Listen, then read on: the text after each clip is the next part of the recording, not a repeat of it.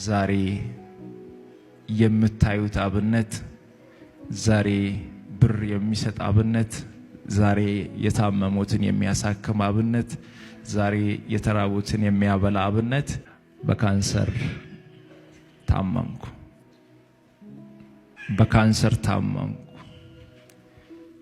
በካንሰር ሲታመም እግሬን ስለታመምኩ እግርህ ከጉልበት በታች ይቆረጥ ተባለ። ይሄኛው ቦታ ነው በካንሰር የታመምኩበትና ይሄኛው አሁን በስጋ ተሸፍኖ ደህና ነኝ እና እግዚአብሔር ይመስገን። ወንድሜን ላለማስጨነቅ ምንም ነገር አልነገርኩትም።